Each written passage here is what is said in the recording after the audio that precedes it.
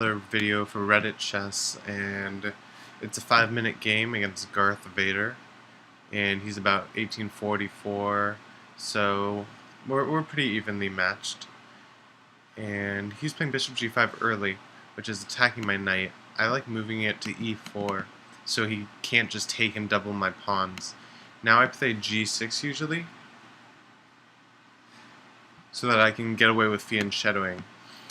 If he came back to bishop g5, then when I fianchetto and he takes my knight, it doesn't double up my pawns. And I've accomplished a kind of King's Indian position. Whereas he has a bishop on f4, which is a little odd. Usually it's on e3 or g5, or hasn't moved yet. And the pawn structure is kind of like this Samish, where he's going to have a big pawn chain, especially if he gets in d5. So I'll just continue with my plan here of fianchettoing then castling. Now I either want to break with c5 or e5, but before I do that, I think I'm going to move my rook to e8, so that when he plays bishop h6, I can just drop my bishop back here. Another move might have been e5, but I don't think so. I don't want to trade queens, I don't want to lose that pawn, but I'm preparing it. So now I'm thinking about knight f to d7 to play e5, or c5, probably e5.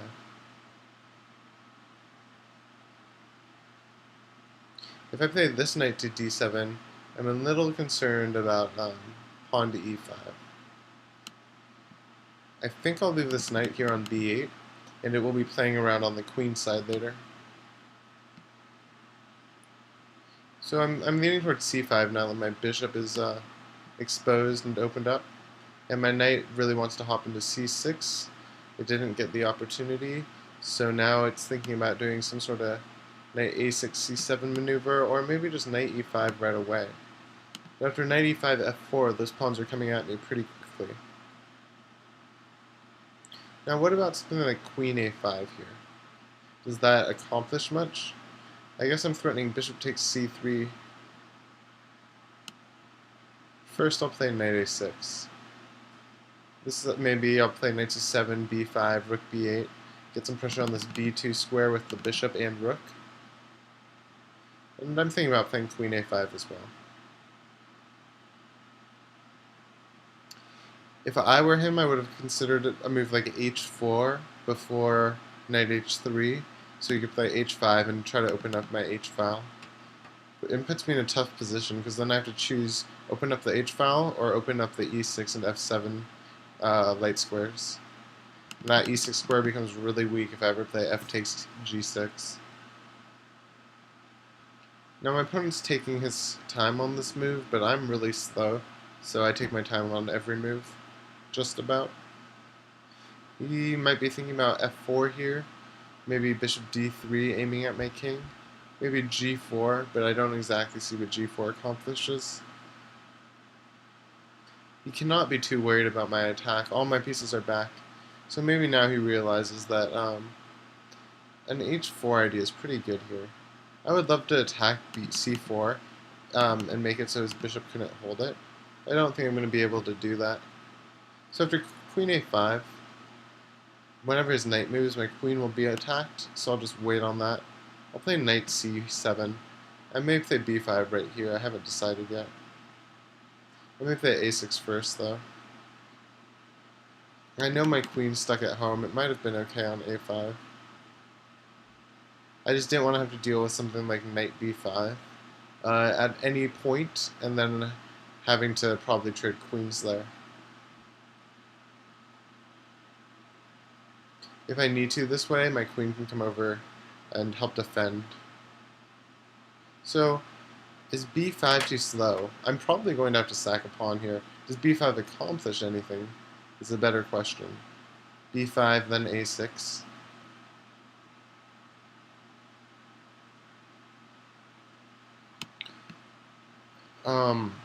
I know it sacrifices a pawn, but his attack's coming pretty quickly, and I would really like to not have to worry about it as much.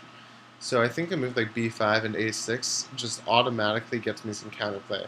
If he takes with the knight, my plan is to probably take it back. Then pawn takes a6, and then if pawn takes there, my options are either rook b8 or just taking back on a6 with the bishop, and then my rook and queen can come over to the a and b files, or ranks, I guess, and attack the a2 and b2 squares. If pawn takes immediately, I think the plan should be a6, and then if takes, I'll play bishop takes, and then, yeah, in both these cases, I'm going to be playing a6 pretty soon, unless he doesn't capture.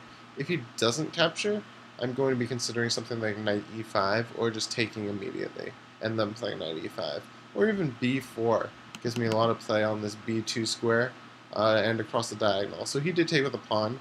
I could play rook b8, but I'm not going to be getting it back anytime soon with a move like rook b8. He has 2 defenders on it. I only have 1 attacker as of now. So playing a6, he doesn't even need to take it back. He could push, and now I guess that kind of gets my knight into the game. And I'm looking at knight b5s here. I'm looking at bishop d7 and knight b5. Those are my 2 ideas I'm looking at. I'm looking at knight b5 right here. And when he takes, I'm probably going to play f takes because I want to keep this closed. It's a little scary though. I like knight b5 because after knight b5, knight takes, pawn takes, bishop takes b5, I'm looking at rook takes a2. I'm also looking at bishop d7 there. Is it too slow to just play bishop d7?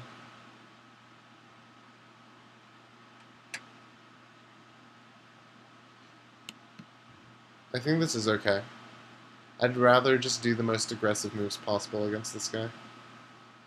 The position, it's going to come down to some sort of attack versus attack situation. So the more moves I can make that are aggressive, the better this will go for me. So I'm probably going to play f takes. He's going to have more trouble getting to this e6 f7 diagonal than hitting h7. I don't want to make it so he can play a move later, like queen to h4, and it's going to hit h7 and h8 because I have a pawn, because I have no pawn here on h7. So that's the reason I'm taking with my f pawn.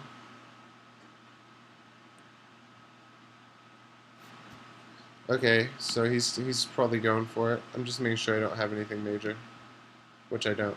So we see that I have my bishop and rook now aiming at his king, which is kind of good. After bishop takes b5, can I play rook takes a2? And then he plays bishop here.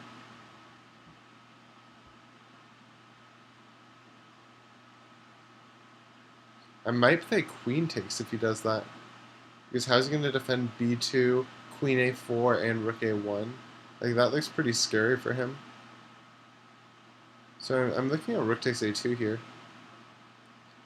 I could play rook a2, I think. I think I probably should.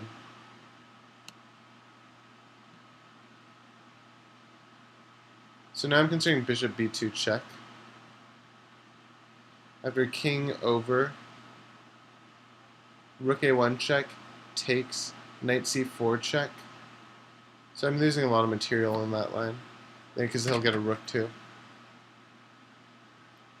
What about queen takes this? Queen takes e8. Knight d3, queen a4, threatening mate in 1.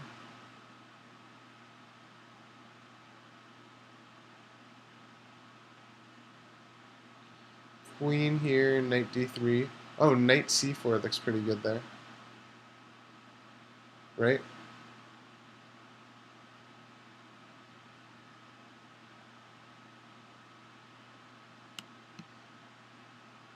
I'll just play it a little safe for this moment.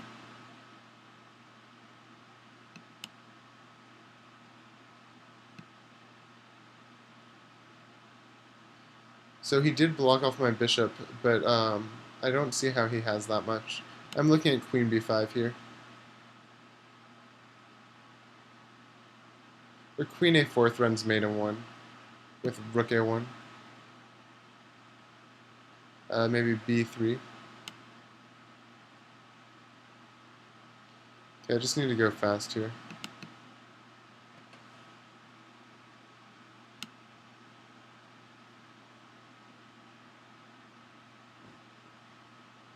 It's going to be like very hard for him to hold, especially with no time.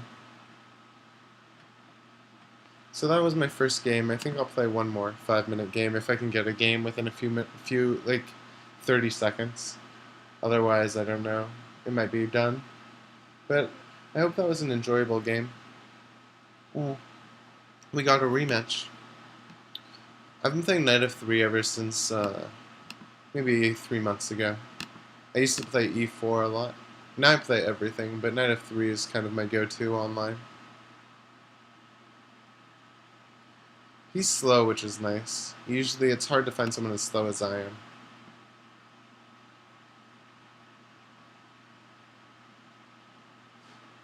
He's really taking his time on this move. Now that's not good for him, because he wants to get in c5 or c6. I guess it's okay now, because you can do pretty much whatever you want against this Fianchettos stuff so early. I could consider c4 here. I guess I have to worry about e4.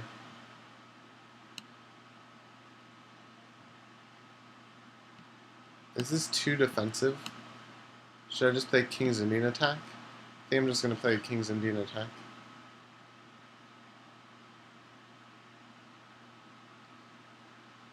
I could have played c4 and I could have castled and let him push the pawn, but I'd rather just play something I'm more familiar with. If he pushes e4 here, I'll probably play knight e1. Now my options are c4 or e4. I like the e4 pawn structure better. So the theme of this video, I guess, is now King's Indian for both black and white.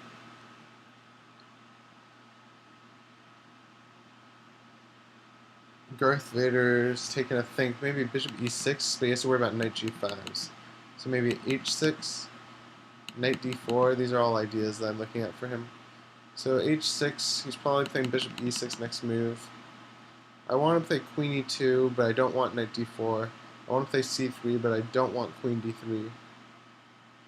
Rook usually belongs on e1 if the bishop's back on e7.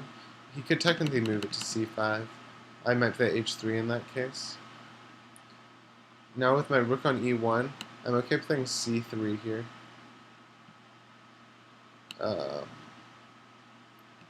d3 sometimes it gets annoying when they play like bishop e6, queen d7, rook d8.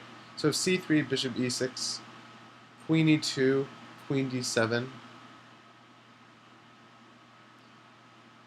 That gets okay actually, because I'm going to play like knight c4 in those lines. If he comes down to d3, my rook's on e1 partly to just play rook e3 there. If he plays bishop c5, I could consider knight b3, but I'd rather play h3. And if he plays bishop e6, I guess I can also look at h3.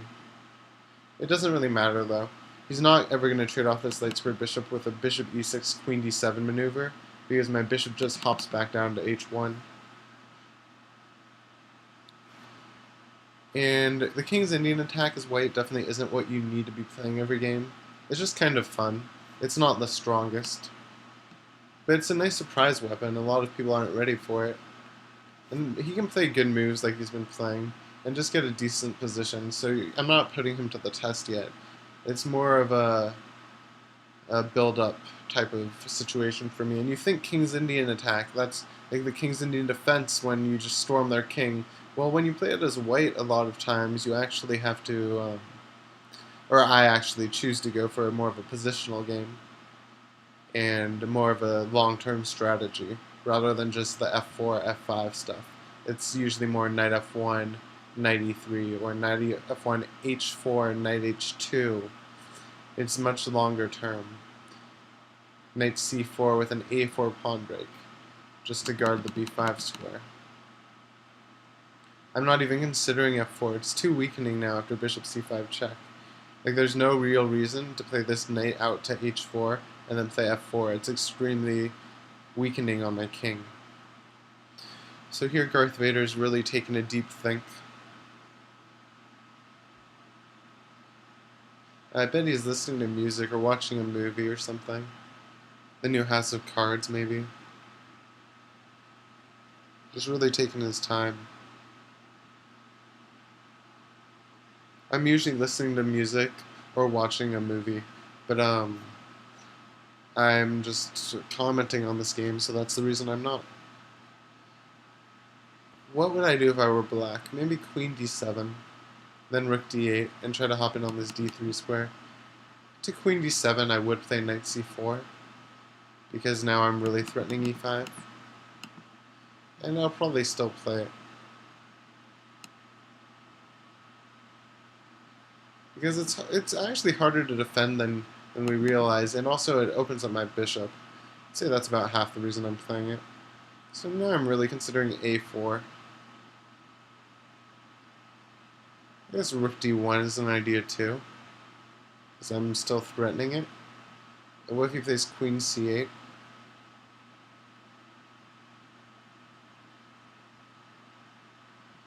Yeah, I kind of like my rook where it is. And a4 prevents b5 for more than this move, whereas rook d1 just temporarily stops queen c8. The queen actually wants to be on c8 or d7, I think. So yeah, he's loading up. So either bishop e3 or knight e3 or rook d1. I guess rook d1 probably would have... He might have played bishop f6 anyway. Okay, now I think it's knight e3, knight d5 ideas or something I'm really wanting to do. But nothing, it's no rush, it's just like I need to get my bishop out. Is there any value in b3, bishop a3?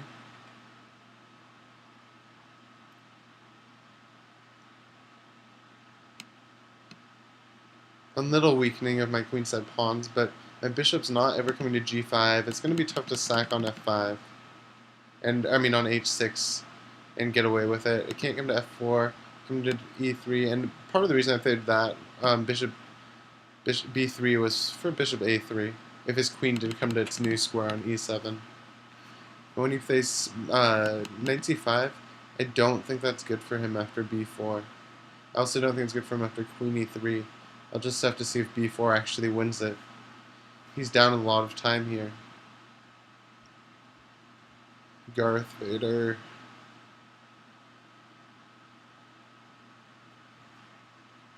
Now if he takes c4, my plan is probably queen takes.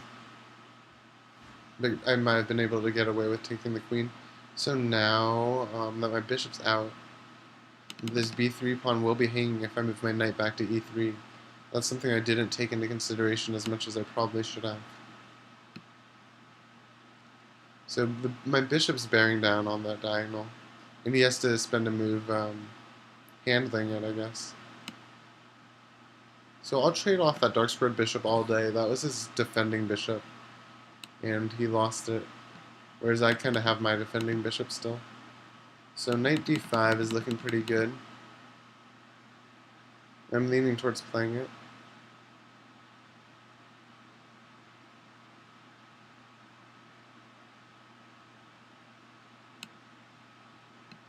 I could technically get a rook over first, but this looks pretty dang good for me.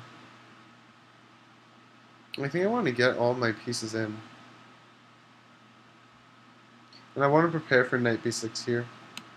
So I will move this rook over. Okay.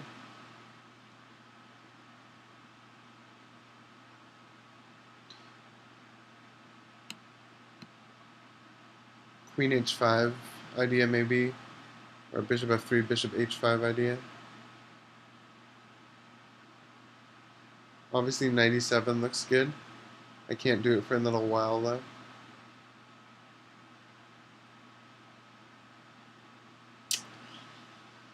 Is there any value in knight f5ing and then sacking a pawn and playing bishop here? I don't think so. Oh, well c7's hanging at the end of it. c7's hanging. And I understand after takes I have to... I guess I could take with the pawn, but I was planning on taking with the rook. It's down a lot of time.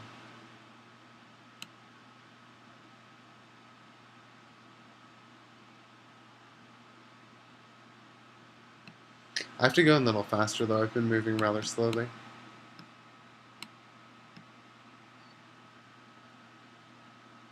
My queen would like to come to f7 if he hadn't played that. Now I think I'm doing pretty well here.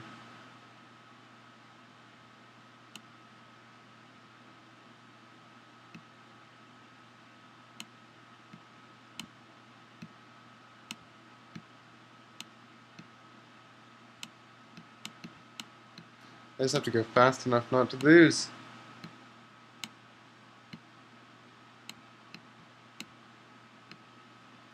Alright, good. I'll play one more. And it will be a King's Indian, because that's what I'm doing on this little video.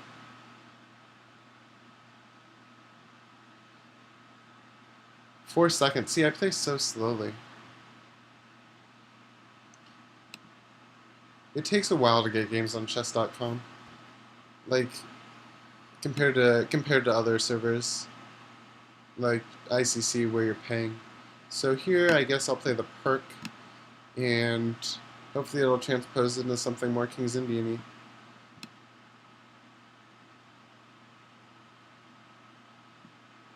So this is the Pirc. He has played probably one of the more aggressive lines with f4 early, and I wonder if he's transposing to mainline stuff with d4. Mainline of the Austrian attack? No. So should I just take e4 here? And after takes, I play d5. Is that like equalizing, or should I just castle and do my normal stuff?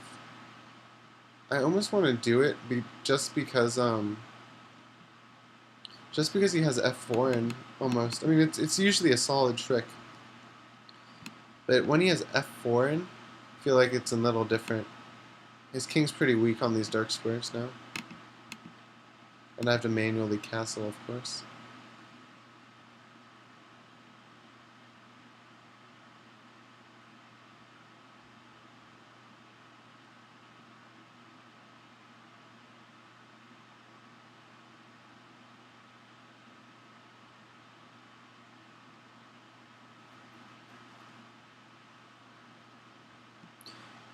Man, people are taking their time today, and he has a kind of funny name. He has a Peter, Paul, and Mary name, based on, I guess, the musicians. But he spells Mary, M-E-R-R-Y. So that's kind of an obscure, odd name, but whatever. Pretty fun. Now, I'm considering playing e6 to lock up some sort of d5 play, but I'm just going to go with what I was going to do anyway. If he wants to play d5 and open up my bishop, that's probably good for me. Now, actually, f4 isn't bad for him, because usually when they castle, I play bishop g4 and pin their knight, and I have a lot of pressure on this f-file. But he has stopped that. So that's cool for him, actually. That's good to know for me. Now, d5, I don't like knight e5 type of ideas. Bishop f5, I'm expecting a knight g3. My e6 and d5 and f7 squares are really bad. If I could do something about that, that would make me pretty happy with my position. So for now, I think it's going to be something like knight a6, c5. And he can't take this knight on a6 because he lost his late squared bishop. I think that's what I'm going to be taking advantage of. Now, if this does get open up, c takes, c takes, c takes, so d takes c, d takes c. I'm isolating my e-pawn there. I can get away with things like b5 later.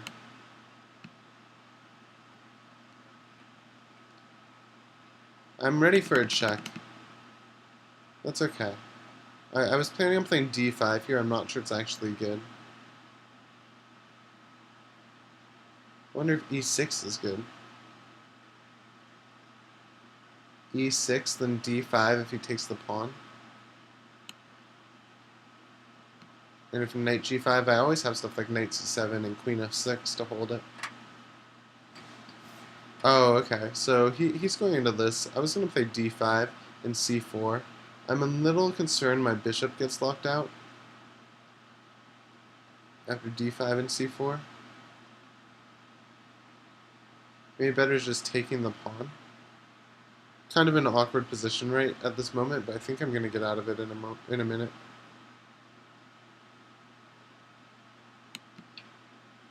So I'm getting some space in the center while I weaken my e5 square. I know I'm doing that. That's okay.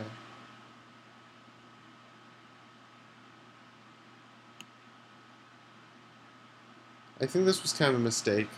I got a little fatigued over the past couple of games, but I should be okay. I need to generate some counterplay on his king side, and I do have the bishops.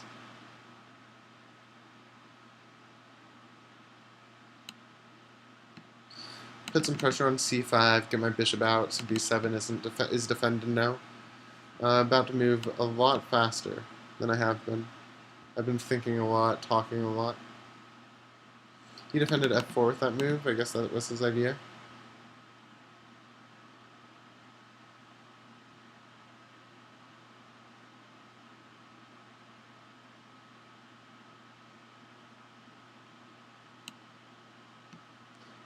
So I pretty much know I'm going to lose on these dark squares now because he got rid of the bishops.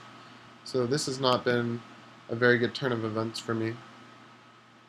But if he ever does trade off the bishops, the c5 square is almost mine. I'm getting ready to play rook b5.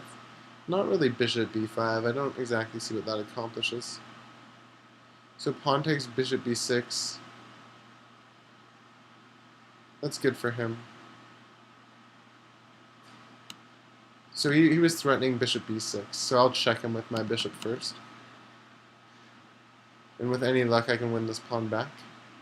So I think bishop takes c6. Well, no, because e6 falls. So pawn takes c6. And this c6 square will become weak. But I have a few tricks. I mean, rook b5 isn't that bad. And I can maybe come down to b2 if he just takes this. Okay, so he's playing really aggressively. That's definitely his better move. I'm looking at rook b7 now. I'm barely holding on here, but I am holding on. Taking e6 would be pretty good for him. I'd probably move back here. Okay, he didn't go into that, which kind of surprises me.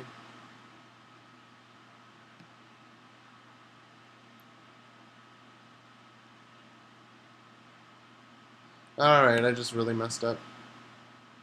So those were some games in the King's Indian attack, King's Indian and Pirc, where I just kept fianchettoing.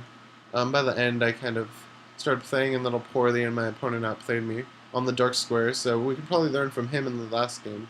But in the first two games, when my opponent moved as slowly as I did, I was able to get nice attacks going and just kind of outplay him. So yeah, that was fun, and I hope you guys enjoyed my games. Alright, bye.